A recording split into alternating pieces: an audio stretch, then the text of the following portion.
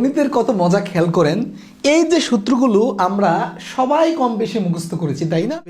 এ বির সূত্র, 4ab সূত্র, এগুলো মুখস্থ করেছি। কিন্তু পরীক্ষার হলে অনেকে দেখা গেছে ভুলে গিয়েছেন বা ভুলে যাচ্ছে। ভুলে গেলে আপনি কি 30 সেকেন্ডের ভিতরে এটা বের করতে পারবেন? এই বেসিকটা আমি আপনাকে দেখাচ্ছি যে a plus b whole square. আপনি মনে করেন যে এই এতটুকু জায়গা আপনি ভুলে গেছেন, কিভাবে ভুলে গেলে 30 সেকেন্ডে বের করবেন খেয়াল করেন। আচ্ছা, a plus b whole square, এই কথাটা মানে কি?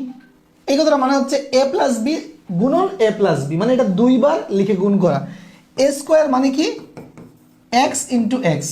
তার মানে a plus b whole square মানে হচ্ছে a প্লাস বি, এই দুটা গুণ করুন।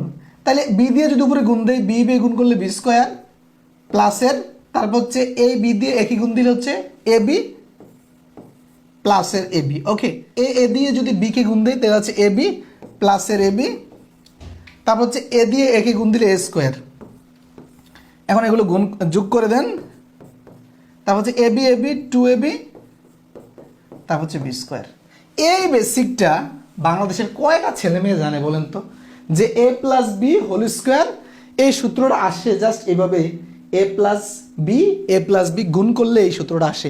এই বেসিকটা আমার মনে হয় কি অনার্স মাস্টার্স পাস করেছে এরকম অনেক ছেলে মেয়েকে যদি বলা হয় যে সূত্রটা কীভাবে আসছে দেখি তো 1 মিনিটে বের করে দাও কিনা, দেখবেন যে অবস্থা খারাপ।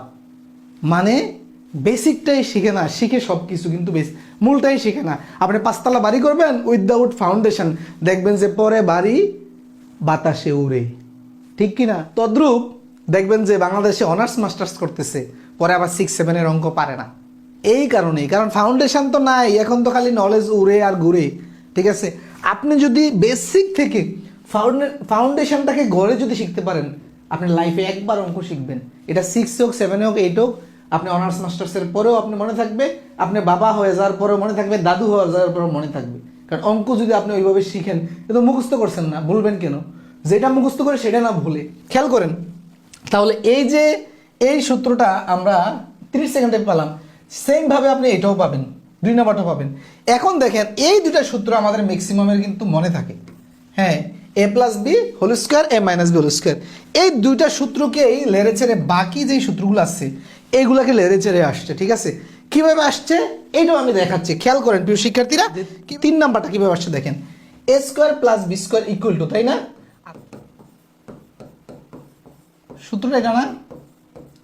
এখন আমি মনে করেন যে পুরাটাকে ঘুরিয়ে দিলে কি হয়,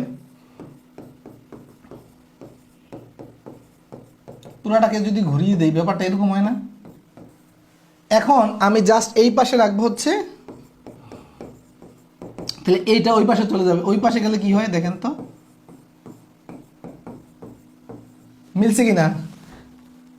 3 নাম্বারটা সিমিলারলি 4 নাম্বারটা আসবে হচ্ছে এটা থেকে আসবে 4 নাম্বারটা। ঠিক আছে, তাই আমি বলবো যে আপনারা প্রতিটা অঙ্ক বেসিক থেকে শিখবেন, সেটা হোক বীজগণিত হোক পাটিগণিত, জ্যামিতি কিংবা পরিমিতি। ঠিক আছে, আপনি বেসিক থেকে শিখবেন।